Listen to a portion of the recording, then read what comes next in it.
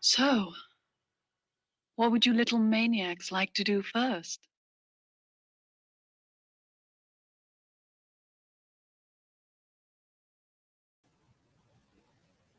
Hey, Lashy Kids and Driving Mutants. Ayan Haseo to those of you that are new here. Domo Haseo to people returning. And also konnichiwa, because today we're returning to South Korea and Japan to talk about Hellbound, the series that's on Netflix, as well as Ju-on Origins that is on Netflix. Let me take this banner down.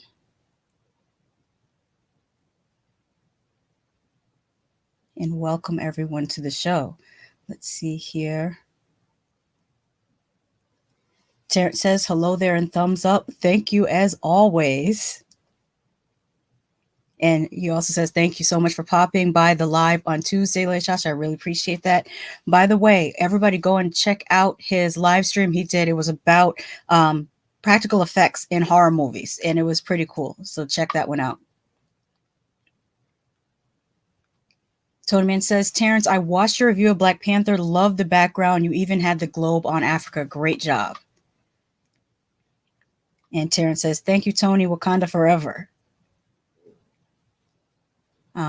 Terrence also says, yes, I saw that globe light in a local store here, and it was calling my name. Oh, I didn't know it was a light. I thought it was just like a regular globe. That's cool. I've sought Hello since then. And then there's another comment here, but it's not. Let me see if I can get up there. Sought help. Okay, gotcha. All right, let me get myself set up to get started talking about, before I get started, are you guys watching Hellbound, or have you previously watched the series?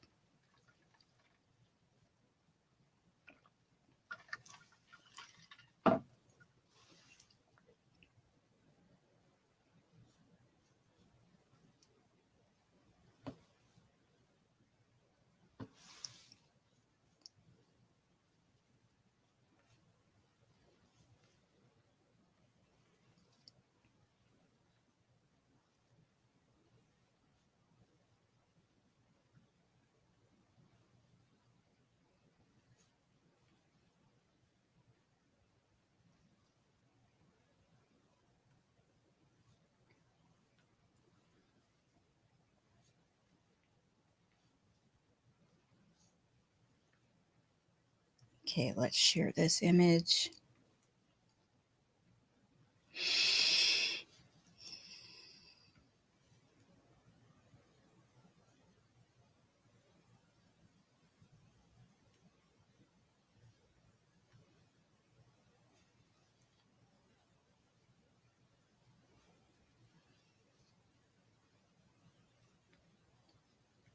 Okay, so Terrence says, still not seen it. I don't mind spoilers. Okay, good. Toy Man says, back watching on my phone with headphones. I can't seem to run Bluetooth without it pausing. I finished Hellbound. Oh, very cool.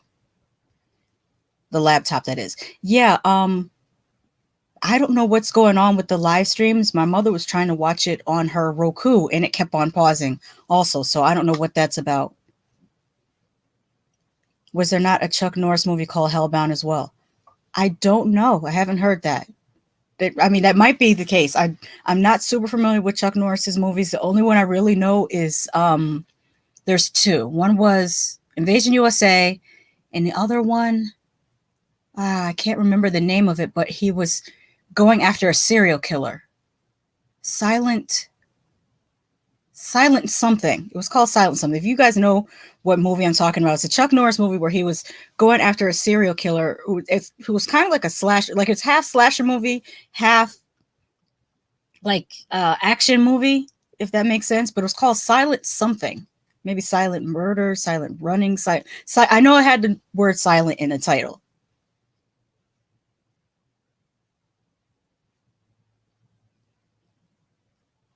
No, it wasn't Code of Silence.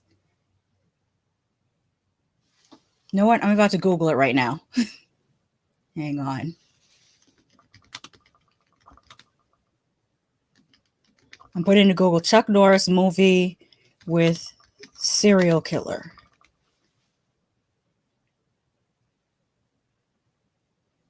Now, this one is called The Hero and the Terror, but that's not the one. Silent Rage. Okay, so he had two movies like that. I'm talking about Silent Rage, but apparently there's another one called The Hero and the Terror.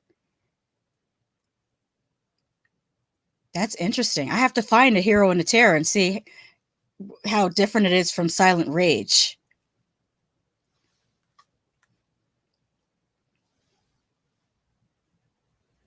Yeah, Tony Man got it. Yeah, Silent Rage.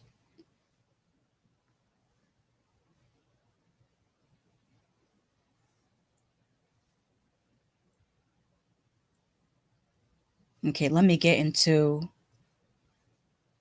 Hellbound.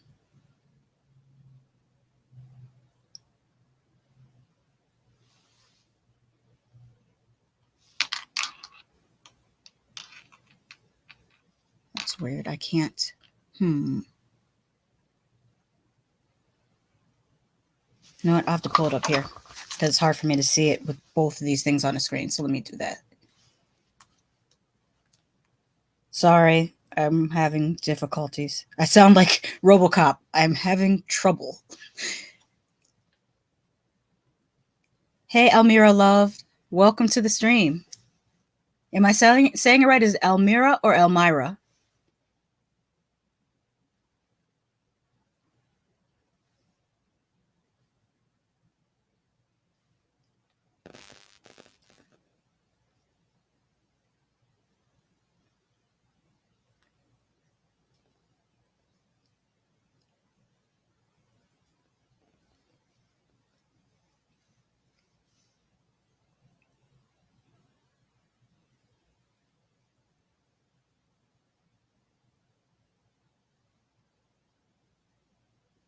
Here we go. Okay.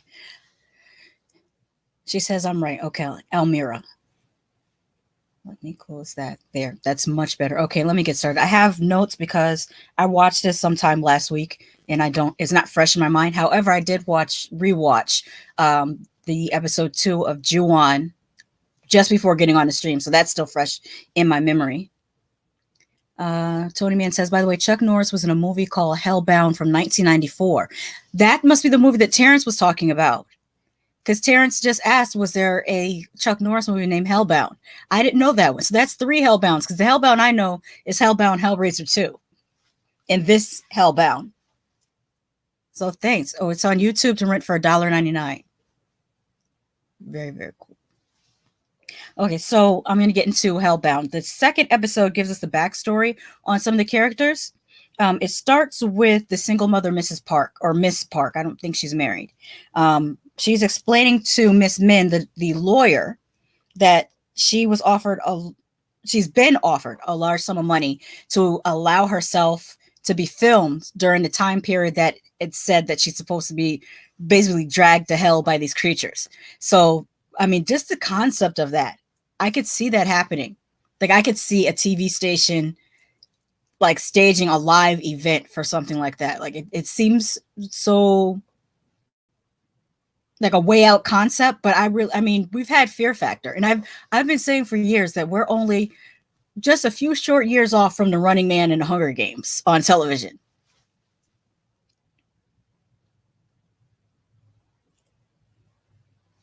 Also, in this episode, we find out that the lawyer, Miss Min, is taking care of her mother, who is, I want to say her mother is maybe a cancer patient, I'm thinking, but she's taking care of her elderly mother. And of course, the police are still investigating.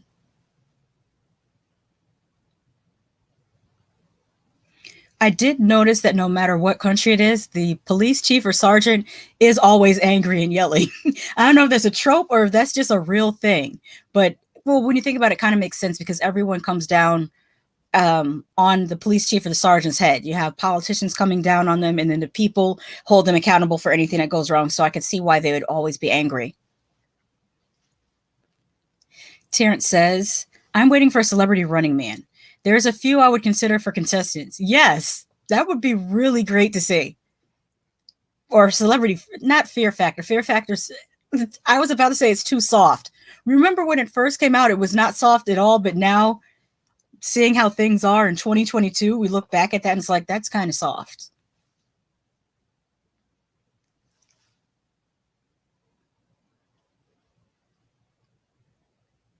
I did write the question, who is offering her the money? And then, they're that Chairman Jung guy, I don't trust him at all. He's like doing this whole pious, I'm a man of the Lord type thing, but I just don't trust him. We also get a flashback about Detective Bay, about how his wife was murdered. And it also shows what his daughter's motivation is because like two things happened. One, I believe the daughter was sent out to run an errand, and she was a little girl at the time. And she stops to look at something in the window of a store, and so she's late. Bringing was she supposed to bring her father his lunch? And so she feels guilty for being late bringing her father to lunch. But the father also feels guilty because he feels like if his wife had brought him to lunch, she wouldn't have been home to be victimized. So it's just a whole thing where both of them feel guilty about the death of the mother. Sorry about the motorcycles. It's summertime in Florida. You're gonna hear more. Well, actually, I think that's the neighbor's trike, which is like a 3-wheel type of thing where it's got 2 wheels in the front and 1 in the back. But some of my other neighbors also have motorcycles that they ride all summer. Tony Man says, "Great point. We already have Ouch My Balls. It's called in Jackass. Yeah, yeah. Jackass is basically Ouch My Balls." Kevin Spacey and Brett Ratner, it's time to start running. Oh yeah, and add homeboy that wrote and directed Jeepers Creepers. That guy is a chomo too. I have to choose my words carefully because YouTube won't let you say certain things. They'll let people put up videos of themselves with 100 layers of cum on them, but you can't say certain words. Make it make sense. Anyways, yeah.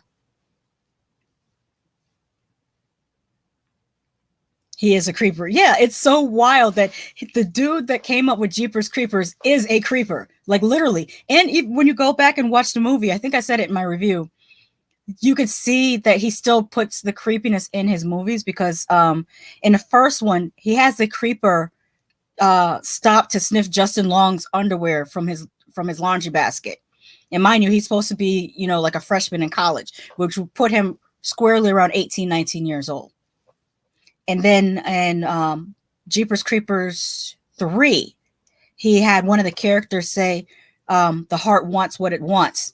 And that's a direct quote from Woody Allen talking about him marrying his adopted stepdaughter, or I don't know how you call her, adopted daughter, whatever.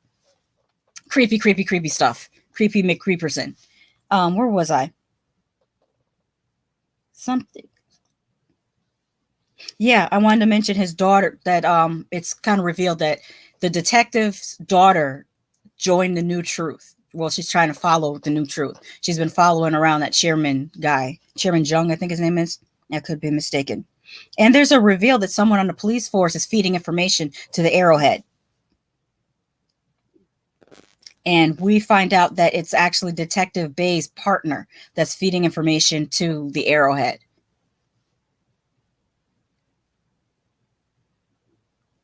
And to make matters worse, he leaked the information directly to that big mouth live streamer. I say that as if I'm not a big mouth live streamer myself. It hit me after I said the words. Tony Man says, for your information, the first 3 episodes of The Boys premiere tomorrow. Already? Oh god, it's hard to keep up with all these things dropping. The director of Masters of the Universe, Gary Goddard, allegedly. Oh, I hadn't heard about him. Terrence says, my woman is going to be overjoyed with the news, Tony. Thank you. Very, very cool. Oh, speaking of that, I heard, and this is probably a spoiler for the season, but I heard on Twitter that they're going to give Butcher powers. And I'm like, well, that kind of defeats his purpose because his whole thing is that he doesn't like soups and he wants to get rid of soups. So if he becomes one, then where does the story go? That's just a side note. Anyways, what was I saying? What the streamer does with this information. Now, remember, Miss Parks is supposed to be pretty much put on exhibit on television during her time of. Wait, am I confusing? Make sure I'm not confusing Miss Parks with. Yeah. Okay, so I didn't get her confused. Yeah, she's the single mom that got the. I don't know what you call them, the warning of her time of death. She's already going to be put on display on television. The live streamer puts her picture up and basically accuses her of killing her exes and that's her sin and that's why she deserves to be punished. He also accused her of abusing her own children.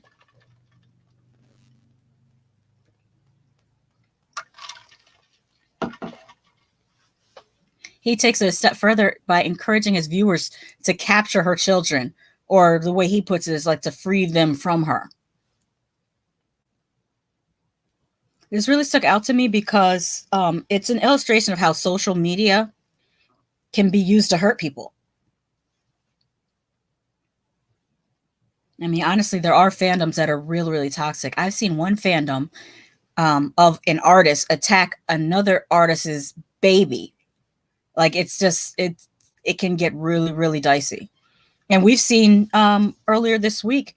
I wouldn't call them as part of the fandom. I would call them people that don't understand the fandom, but they think that they're part of the fandom.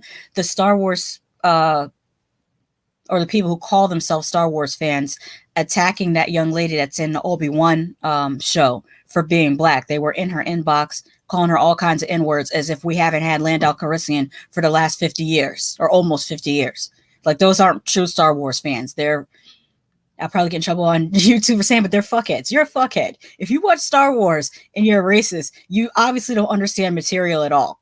Like you don't understand even the point of the series. And the same thing with Star Trek. If you call yourself a Star Trek fan and you're a racist, you're not really a Star Trek fan because you don't understand what the program and the movies are about.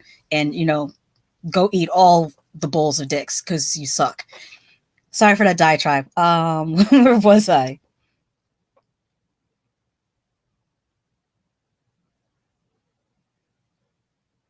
I wrote my notes that you could also draw parallels between the people on this show following Arrowhead and another group of people in the U.S.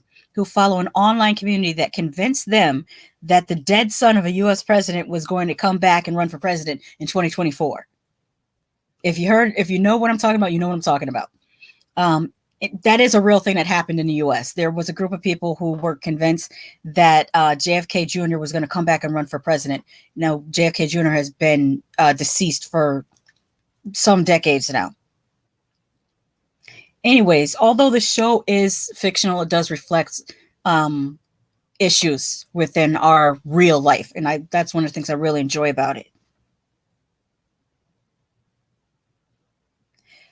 The show also, in addition to the way the internet and social media affects people, the show also shows how traditional media and the press affects situations.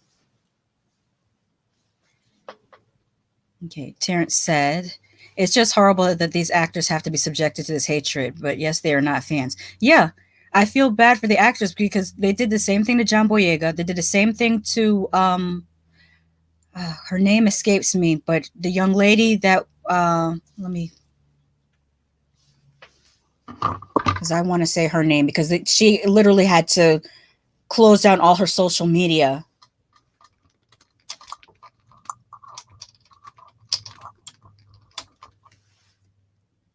Kelly Marie Tran. Yeah, they literally harassed her until she closed all her social media.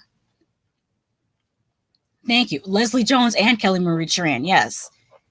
Thank you. Like this, it's crazy.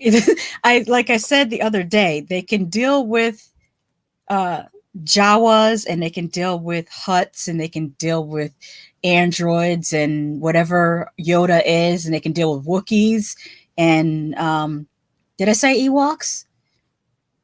Or even Salacious Crumb, whatever he is. Don't know what he is. He just sits on Jabba's shoulder.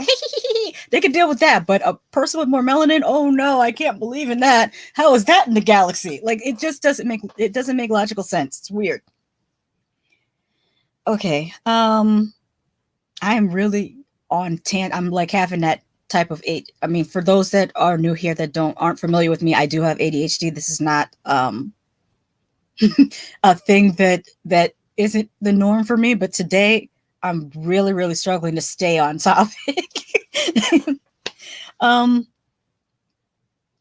what was I saying? Oh yeah, I'm just gonna read directly this one note because the way I wrote it, I don't want to change it. It says, for example, Detective Bay's daughter Hee-jung and Chairman Jung capture the murderer of her mother and burn him. So when his remains are found, it will be assumed that the Hellbound creatures did it. Now that was something that really threw me for a loop because I was not expecting that at all. That they were going to start basically executing people and making it look like the creatures did it. Here's the thing about going back to what I said about how the press and the media can affect the situation. In that situation, the news crew found the body before the police. And so the story blew up way faster than what it would have been had the police and authorities that are supposed to deal with those type of things found the body first.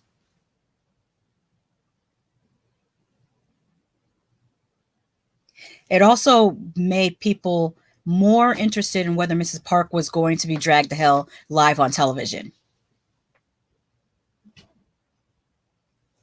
Tony Mean says, you have to do that laugh again. I almost spit out my sugar-free soda. I'm not doing it. No, it's wild. I can't remember what I had for lunch yesterday, but I can remember that the little creature that sits by Jabba the Hutt is named Salacious Crumb. I don't know how my mind works sometimes. Even the fact that I have to take these notes to remember play by play what's happening on this TV show, but then I can remember some stuff from like 40 years ago that has nothing to do with nothing, but it's in my memory. Just maybe that's what it is. I have so much useless information that there's no room for more information.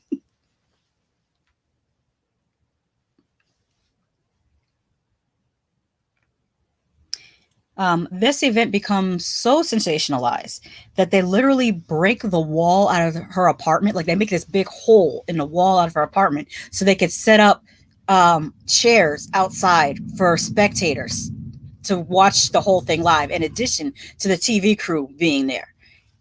I think I have an image of that, as a matter of fact. Let me show you. This is how it looked. Like this is what you're looking out of is the wall that they broke out of her apartment to have the spectators, and you can see the press behind them. We don't yet know who these people are with the white masks on, but it does make for a compelling image.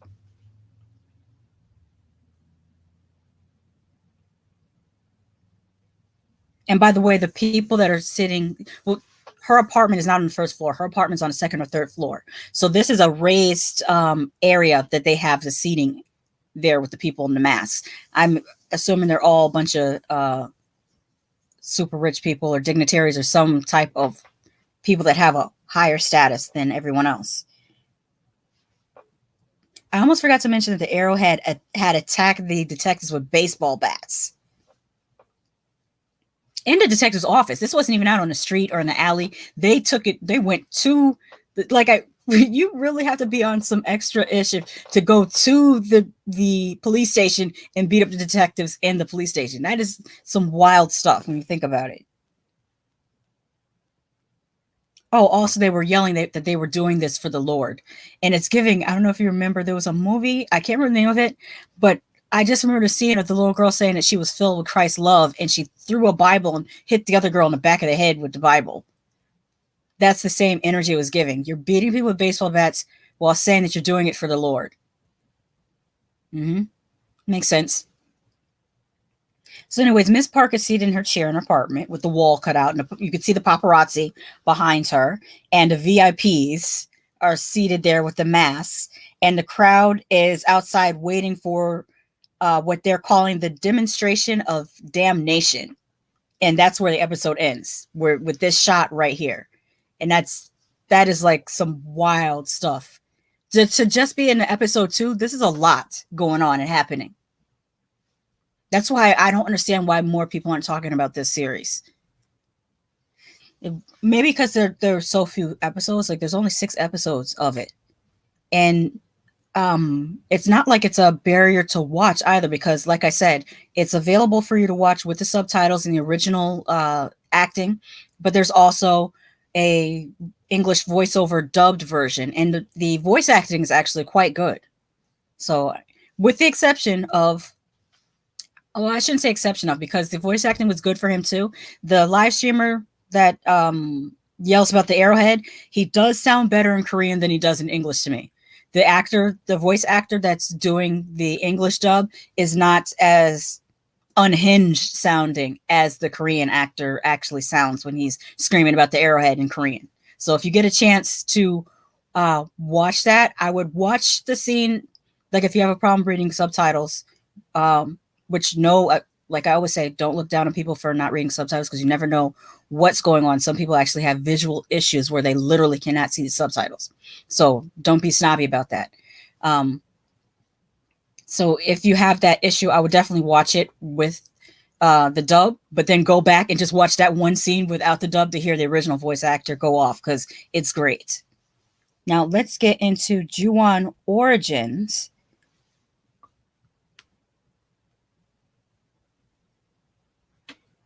Here we go. I'll put that up for now.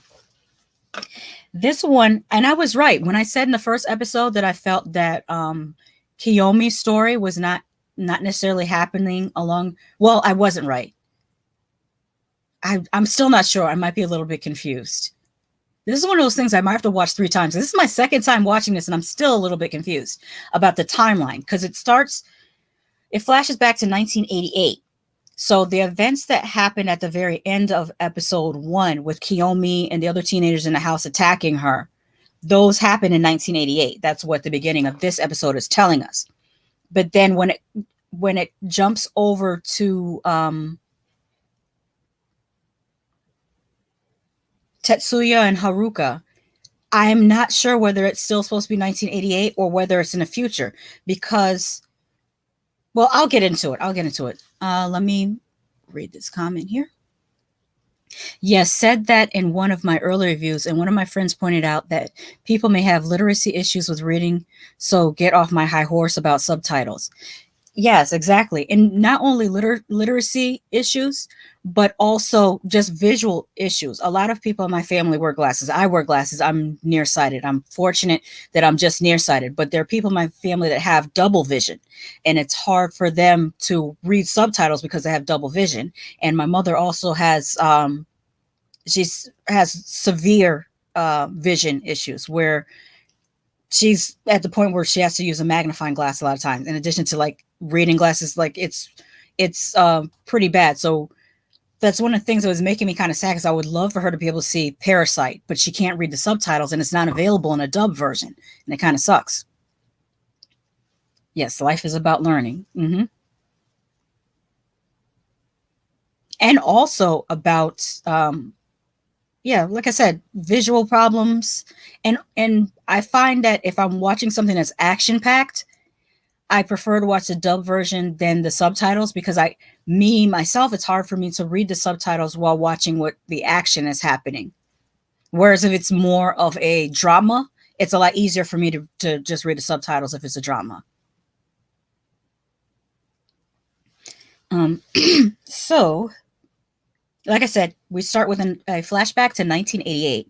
And this time, be forewarned at the beginning of episode 2, they do show the act of assault on Kiyomi. Like it's not, you don't see any nudity, but the way it's filmed, you can clearly see what's happening, what's going on, that she's being assaulted. The two teenage girls are holding her down while the teenage boy is assaulting her. Now, what's interesting is while this is happening, the house is reacting to it. Like you can see the carpet moving almost like it's breathing, and you can hear noises upstairs. At first, you hear that cat noise, which we all, if you're familiar with Juon, you know what that cat noise means.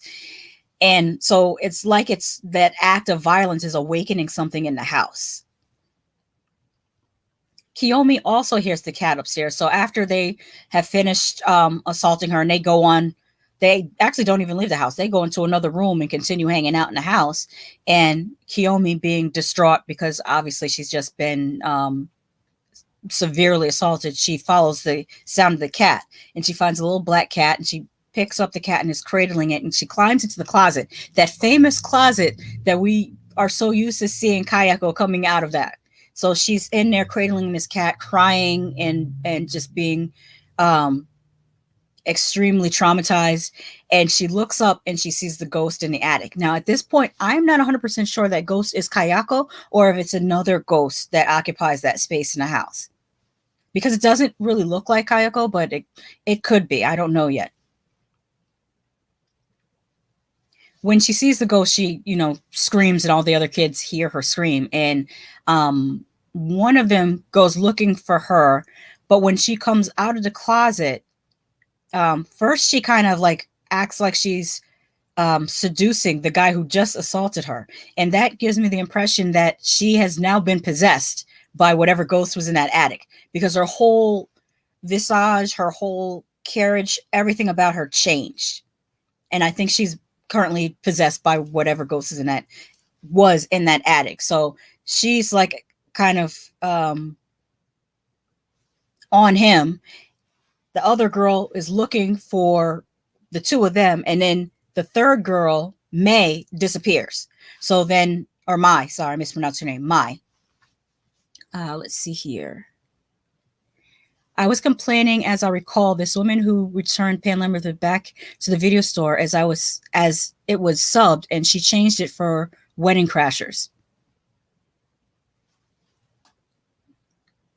That's a bad sub to go from Pan's Labyrinth to Wedding Crashers. Pan's Labyrinth, I don't know. It's all subjective, but I would have preferred to watch Pan's Labyrinth over Wedding Crashers. Are we going to get the growl? Not today. I can't do the Kayako growl today. um so I was saying that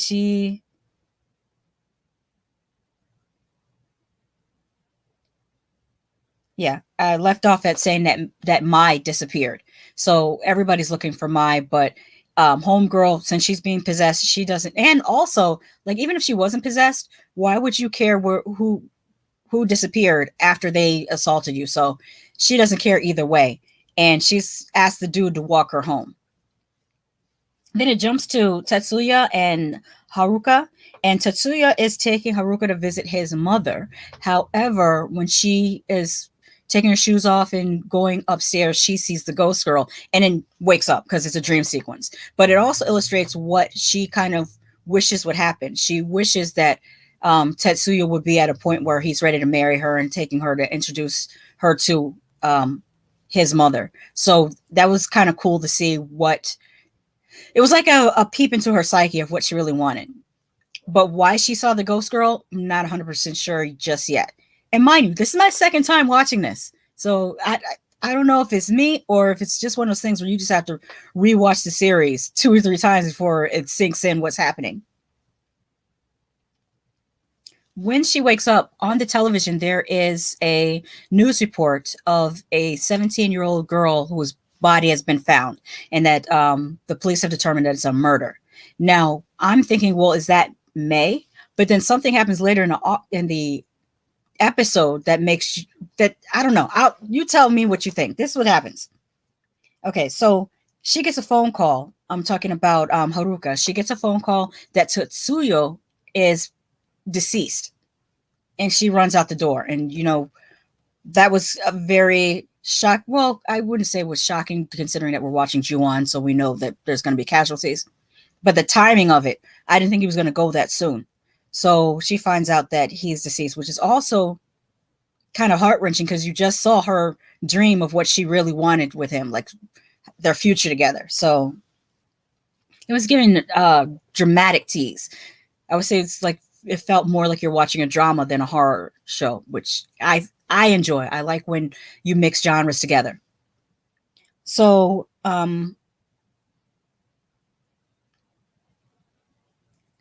Haruka does tell the reporter. Oh, actually, I'm jumping forward. She goes to the funeral. And at the funeral, the reporter, the one that I said reminds me of Forrest Whitaker, like a Japanese Forrest Whitaker, she's talking to him and he asks her, what happened because from what he could find out, there was no cause of death, that he was just found in his apartment deceased. And she says, well, the last thing he told me was that he went to go look at this house, but it was a house he felt like he never should have went inside of. And just then they get interrupted by a gentleman that comes over and tells Haruka that Tetsuyo's mother wants to speak to her and wants to meet her because at this point she still had never met his mother, but yet they're both at this funeral. So she asked the reporter to come with her because she's, nervous and shook. She goes over to talk to Tetsuyo's mother, and I'm thinking the mother is going to semi-bond with her over the loss of her son, or that, going to comfort each other. No, his mother dead out, or how do I say it? She basically accuses Haruko of knowing why her son passed away and basically being a part of why he passed away. So she also talks about how he had a closed casket. She was like, they couldn't fix his face, so we had to have a closed casket. But when you go over there and look at him, and I'm like, why would she ask this girl to go over there and look at him if his face was so twisted that they couldn't have an open casket? But for some reason, Haruka decides, okay, I will oblige the mother out of respect or whatever, and I'm going to go over and look at his face. And of course, you want to know what he looks like. I got a picture of that. Let me put it up. This is what he looked like in the casket. I don't know why it's funny to me, but it's kind of funny. It should be more scary than this, but it's actually kind of funny. I know it's meant to be scary, but like The Ring did it better. Like when people saw The Ring and you saw the aftermath of The Ring, like that's, I don't know. Am I wrong for laughing at this? You guys let me know. Is this not funny to you? Or I don't know. It was funny to me. It gave me a bit of a chuckle. Okay. Meanwhile, that other schoolgirl that didn't disappear, I never remember her name. Sorry about that. She's being questioned by the teacher because the teacher's like, that's your bestie. You ought to know where she at. See, I can't even speak anymore. You ought to know where she is. And the girl's like, I don't know where she is. I've been looking for her. She's missing. And the teacher said, well, I heard that people saw her at the Rabbit Hole, which is a nightclub. And so just then, Kiyomi comes in and tells the teacher, my mother wants to speak to you at our house. She needs some help with something. And so he leaves, and old girl asks Kiyomi, will you help me go find May? And of course, Kiyomi's like, I'm not about to help you go find her, especially after what you two did to me. I'm not doing that. So she goes on about her business. Cut to Kiyomi's house. The teacher is in bed boning her mother. Like, I really thought that she wanted to talk to him about something. No, she wanted to talk to him about something, all right. But then she accuses him of wanting her daughter, which she seems to accuse everyone of wanting her daughter. Like, that's her, like, mental illness there, that she accuses everyone of wanting her daughter. So the teacher's like, I got to get out of here. I don't want Kiyomi to see me because I'll lose my job if she sees me like this. And meanwhile, Kiyomi's still hanging with old dude that assaulted her. And she hands her mother a note. And the note basically says, I'm going to run away from home. Don't look for me. I don't want to live with you anymore. I don't want to live with a mother who wants to bone my teacher or is boning my teachers. So I'm out. And her mother is like, well, good. I'm glad to be free of you. Bye. Get gone. And Kiyomi tells old dude, which again, sorry, didn't catch his name, to kill her mother. And at first he's like taken aback, like he's not trying to do that. But then she was like, are you all talk? I thought you're supposed to be a tough guy. You gonna do it? And so he does oblige her, and I think he ends up bludgeoning her mother with a telephone until she expires. Which is this whole situation is odd. Like, keep in mind, within this same episode, this guy assaulted her, SA type of assaulted her. She gets possessed by the ghost.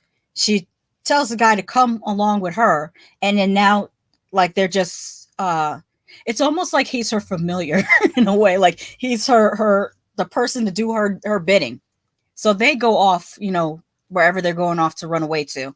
And I feel like I'm forgetting something. Oh, before they left, she told him to wipe the fingerprints off of the phone so that he wouldn't get caught. And then she reaches in the dustbin and gets the condom that was used, that the teacher used, and pours its contents onto her mother to frame the teacher. And the episode basically ends with, you hear the news report that the teacher has been arrested for the unaliving of her mother.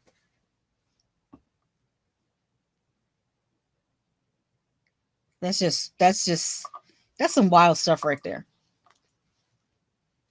I don't know. Are you guys watching Ju-on, or have you watched Ju-on Origins? I'm still trying to figure out, how is this Ju-on, how is it called Origins if there's already a ghost in the house? Like, if you're calling it Origins, I actually thought that they were going to go back and tell the story of the house before the story of Kayako and her son and husband. So I'm not sure why they're calling this Ju-on Origins, but it could also be a thing where they're going back to the source material of the books, because I don't know if Ju-on is from a book series, but I know The Ring was from a book series, and there's certain things from the book that didn't make it into the movie, so I'm not sure on that. Tony Man says that shit looks silly. Looks so silly. Yeah, it does. Like, I get what the point that they're trying to make with his face. Like, he's supposed to look like he died of fright. I get that, but it's just I couldn't take it seriously. I do like the design of the casket. I don't know if this is an average Japanese casket, but I like the design of it. Tony Man says, not yet. I want to watch it during the day, but I'm constantly at work. It's actually not that scary. It's not as scary as the movie Ju-on, in my opinion. In my opinion, the TV show, it's kind of creepy, but it's nowhere near as scary as the Ju-on movies so far. Bob says it's called Origins because this incident is what will eventually lead to the house and the garage. It's just an extension of the same thing. Very good. Thank you. And how are you today, Bob?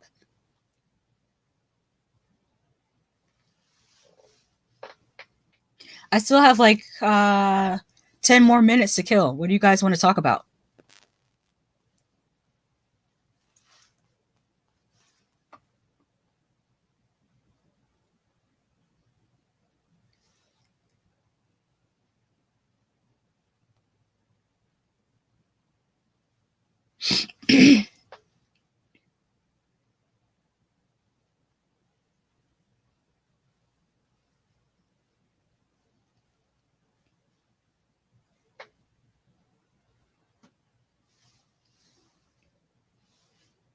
Better. That's good to hear.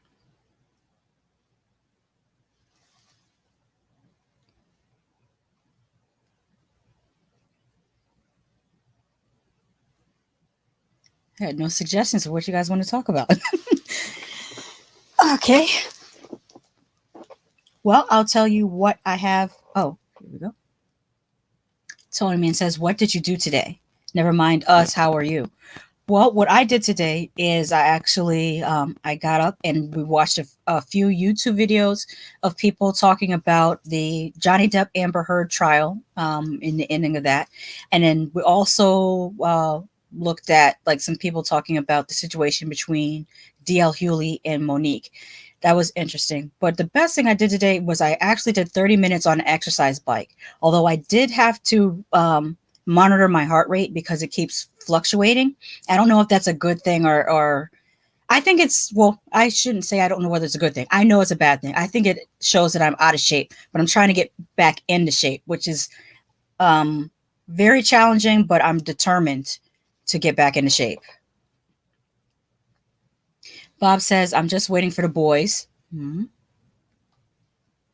Terrence says, prepping my new videos, doing some recommendations.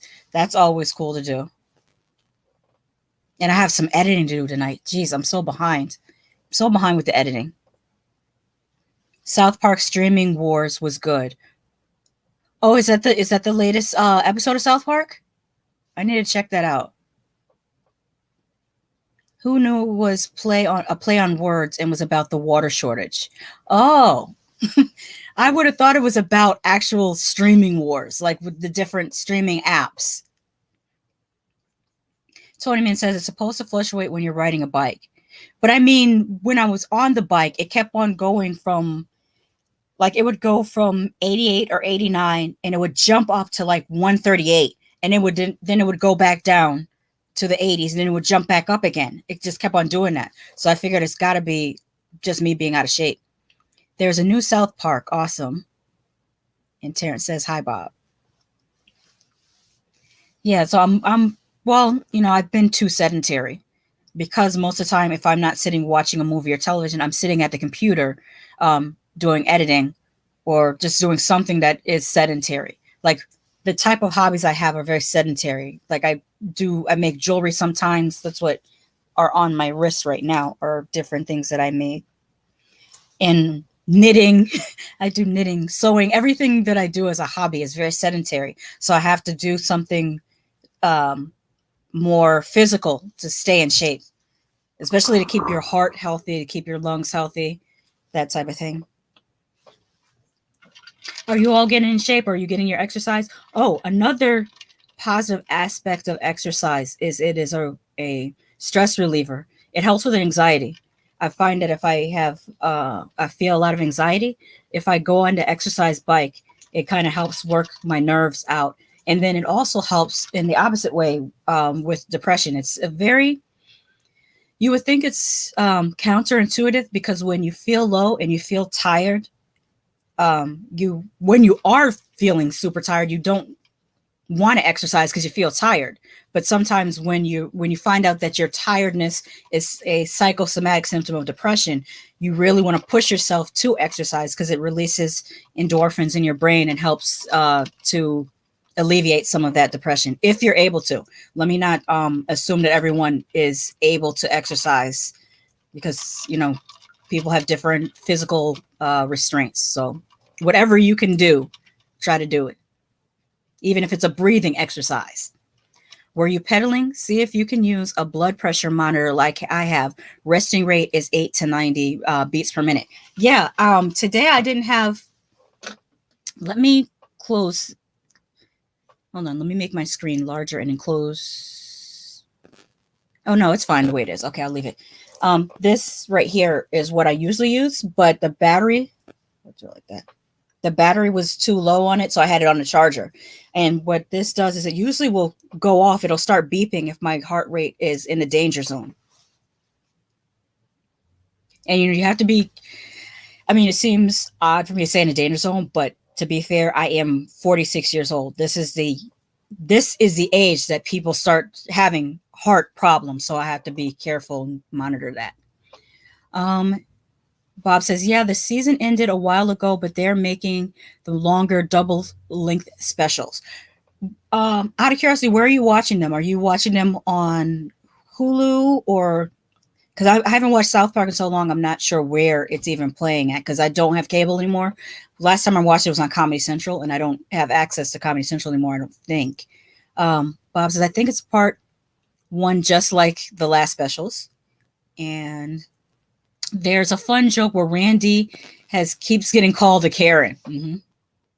Which, by the way, I was talking to someone about that term Karen and who I think came up with it. I think it was the comedian Dane Cook. The first time I ever heard the term Karen was like at least a decade ago, and Dane Cook was doing a stand-up, and he was talking about working in an office, and he was like, nobody wants to hear your story, Karen. And I was like, I believe he's the person responsible for Karen.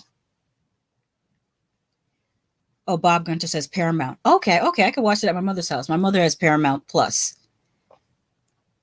When you left, I was but the learner. Now I am the master. Mm-hmm.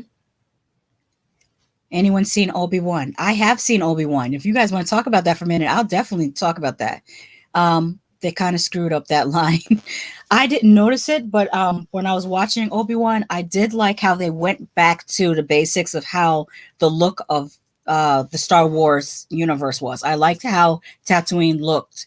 I liked how they went back to, because here's the thing, being the age that I am, I grew up with the original trilogy, and then I worked at the movie theater when the I think it was the Phantom Menace was the first one that came out, and people were lined up to see the Phantom Menace.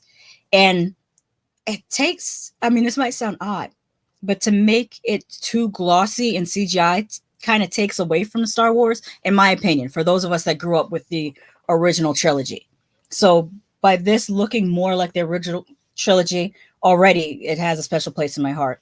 I like that there was a scene where Obi-Wan was talking to a Jawa, and the Jawa had stolen something from him and tried to sell it back to him. I thought that was funny. The work camp that he was in was very interesting. He was doing, it wasn't like a, I misspoke. I shouldn't call it a work camp. I should just call it a meat packing plant. It was basically like a meat packing plant on Tatooine. That's where Obi-Wan was working at, and he's undercover because at this point in the story, there is a group that is trying to basically execute all of the Jedi. So that was very interesting. One character I spoke, I don't know whether Terrence, well, yeah, Terrence was here. That's who I was talking about as far as receiving the racist abuse. The character, I don't remember her character's name, but the actress' name is Moses. And the thing that kept on taking me out of the moment is that she's meant to be very scary, but she's just so cute. She's so cute that I can't, it's hard for me to suspend my disbelief and see her as this scary villain. Tony Man says a real one, not the watch. Oh, like a real heart monitor. One that blows up on your wrist. Sorry for the two different conversations. Bob, who's your favorite boys character? I love Homelander.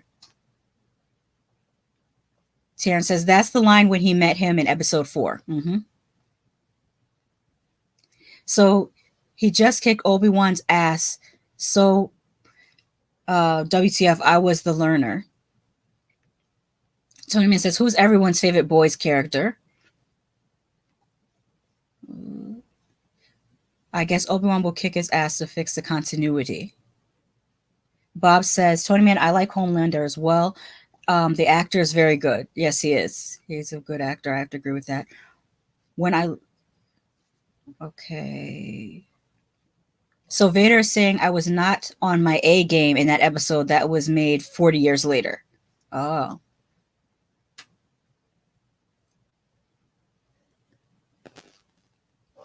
To answer the question about favorite character in boys, let me think. Who's my favorite character? Because the thing is, most of the characters are completely unlikable, and they're meant to be unlikable. So I'm like, who do you like when everyone is unlikable? Because I'm not rooting for anyone in the show. I'm trying to think. Because at least with Invincible, like you could root for that son. As weird as it might sound, probably why am I not remember his name? The fish guy. He's like the least, even though he started out being the biggest jerk, he ended up turning into the least jerky out of all of them. Whatever the fish guy's name is, the not Aquaman.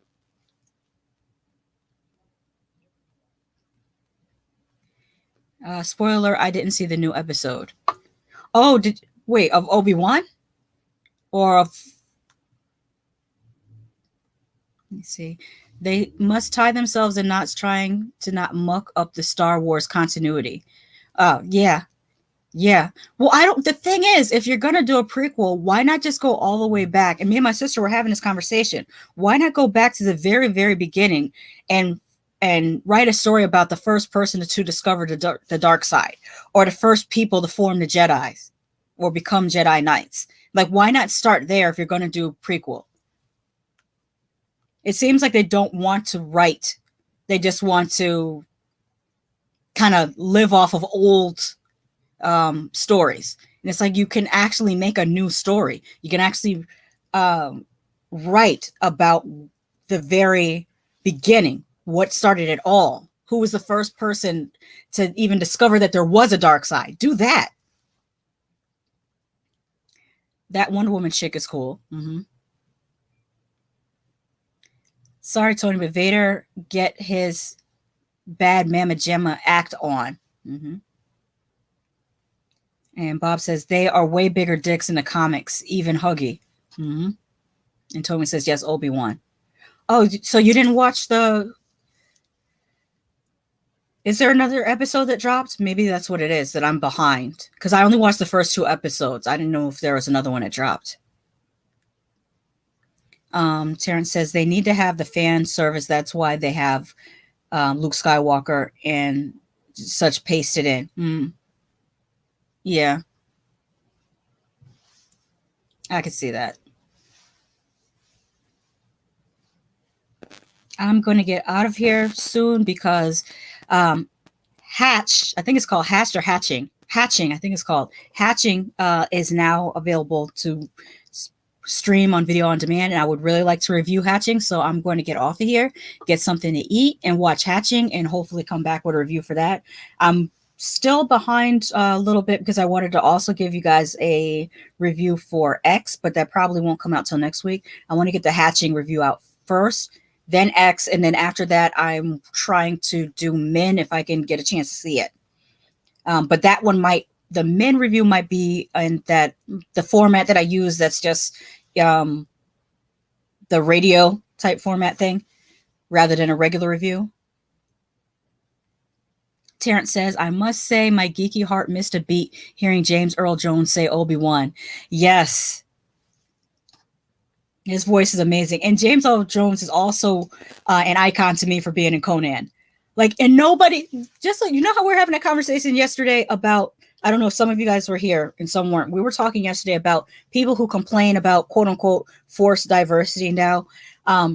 How so many movies in the 70s and the 80s were diverse just by default, and no one made a big damn deal. And Conan the Barbarian, James Earl Jones played a character, and there weren't articles written about, oh, why is he there? It's just, we just saw him. He was a great actor. We accepted it. It is what it is. I feel like some people got a bug up their butt now about certain things that we didn't used to have a bug up our butt about. I just wanted to mention that. Okay, Tony Man says, yes, episode 3 came out. Okay, so I got to check that out. And Hatching looks good. Watch Curly Girl at the Movies review, and it looks real good. Yeah, I've been hearing really good things about it. I saw that she posted her review, but I didn't watch it yet because I wanted to. What I usually try to do is I try to, if I'm going to review a movie, I won't watch anyone else's review until I've done my review. That way I won't be influenced. And I go back and watch their review after I've done my review. And then I like when I find, things that I've said that they also said. So it's like, okay, I'm not the only person that thought that. And Terrence says, we had a Chico and the Man, the Mod Squad and Chips. Yes, we did. I mean, I never really saw Chico and the Man, but I do remember hearing the theme song. I think I've heard the theme song. I've never seen Mod Squad, but I know about it. What are things that Chips was still on television in syndication when I was coming up. There are things that I thought were from the 80s that were actually from the 70s when I was a kid because they were being played in syndication. One of those was I think it was a movie called Gargoyles. I always thought it was from the 80s because I saw it on television in the 80s, but it actually was first played in the 70s. There's some other shows that are like that. The Jeffersons, that was still in syndication. Jeffersons is still in syndication right now. You can watch that on Tubi. So he says, can't wait for the X review. I kind of like that the movie, except for one particular scene with a girl under the bed. Yeah, I know what scene you're talking about. Chico and the Man is very funny. Freddie Prinze was a legend. I need to look that up. I want to watch that. And also just recently I saw a show on Tubi called That's My Mama. And this is going to blow in anybody's mind. Do you know what else is on Tubi? This is not a test. Desmond's is on Tubi, and I have to watch that. I don't know if anybody remembers Desmond's. It was a show from the 80s. It's a UK show, but the main characters are uh, Caribbean. Like some of them are Guyanese. I'm not sure if all of them are Guyanese, but I think some of them are Guyanese. But it's about this family that owns a barber shop, and I remember seeing it when I was a kid, and I want to watch it again as an adult to see if the jokes are still funny or funnier, because a lot of times certain things that I rewatch now as an adult, the jokes are even funnier. Like for example, the Golden Girls. When I watched it as a kid, I wasn't even getting half of the jokes. But now rewatching it as an adult, there's like a whole nother layer of jokes that I understand. Terrence says Desmond's the barbershop loved that. Yes. And Pork Pie was an amazing character. Exactly. Sarah says, never knew that played in the United States. Yeah, it played on a channel called BET, which was called Black Entertainment Television. But even that channel wasn't available all throughout the US. It was only available in certain areas. And what's odd is that it would only be offered in areas that had a certain amount of Black population, which is crazy because you would think, I don't know, it's the States. We got our issues. That's all I got to say about that. Whenever it's some weird stuff, you know how whenever there's some super weird stuff that happens in Japan, people go, "Oh, it's Japan." That's why. In the U.S., whenever there's some stuff that doesn't need to be racial, that's made racial, you're like, "Oh, it's the U.S." Tony Man said Three's Company and Taxi are like that for me. By the way, Taxi is on Paramount Plus. When my mother just recently gotten Paramount Plus, and I was setting it up for her, and it asks you to select 3 shows that you like, so that the algorithm knows what to suggest to you. And I saw that Taxi was on there, and we watched the first episode. It's so good, still to this day. So if you have a chance to rewatch Taxi, if you're younger.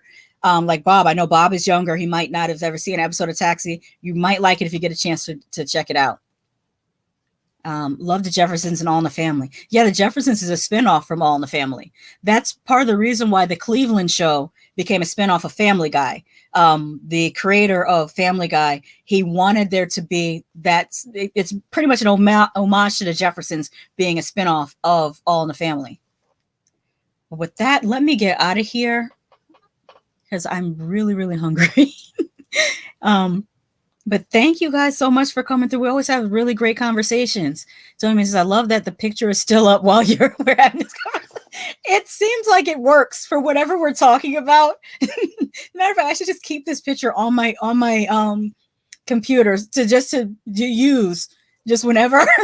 It should be a meme at this point. It should be a meme, but I feel like it would almost be a disrespectful meme because it's a person in a casket. But, Bob says, I've not seen it, but I know of it. And Bob also says, Orville is back too. Yes, my mother loves Orville. If you don't know, my mother is a Trekkie. I grew up in a Trekkie household with all the Star Treks being played and the books. She had the Star Trek books that she read. And my mother is actually the first person that ever took me to a convention. She took me to a Star Trek convention. And this is back in the day when it wasn't cool to go to a convention. Because I remember I went to school on Monday and people asked me what I did for the weekend. And I told no one that I went to a convention, because in the 90s, you would get made fun of. You would get roasted if you said you're going to a convention or if you cosplayed. Now everybody wants to be a cosplayer. And it's good. I'm glad that it's been normalized. But y'all, Johnny come lately, you weren't there for the hard days when people used to really, really roast you for being part of geek culture. Terrence says, I had a good time chatting. Always seem to sway to old cult TV shows for some reason.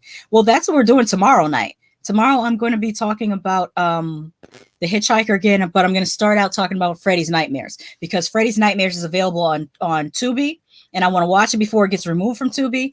And The Hitchhiker, there's episodes up on YouTube.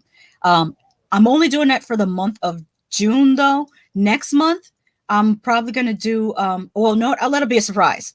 There's going to be 2 other old shows that I'm going to cover next month. But for June, we're going to do some more Hitchhiker and Freddy's Nightmares. Tony Man says, I bet you had a Trek shirt, not the red one, though. No, I actually have a Star Wars Starfleet uniform from Next Generation, and it's blue, and I have 3 pips on the collar to indicate that I'm a medical officer. Hopefully, I'm remembering that correctly. I might be mistaken, but it used to be 3 pips on the collar on the next generation uniform, and that you were a medical officer. There is a documentary about Uhura as a groundbreaking character that came out recently. Yes, Nicole Nichols or Nichelle, is it Nichelle Nichols? Nichelle Nichols, I think is her name. Yes, she is amazing. My mother said that seeing her on Star Trek made her interested in Star Trek, made her interested in science. I mean, because my mother is 67 years old, so the time when Star Trek came out, my mother would have been about 9 or 10 years old. I think it came out in 64. I could be mistaken. It came out in the mid 60s. At the time, my mother was a little girl. This is a little black girl. Seeing a black woman on a sci fi TV show was really, really, really influential to her. And my mother ended up having a degree in forensic science. Bob says later, everyone. And I'm going to say later too. You guys have a great night. Thank you for Dylan. I had a good time. Hopefully, if you are available, we'll get together tomorrow and talk about Freddy's Nightmares and a little bit about The Hitchhiker. With that, I will say goodbye.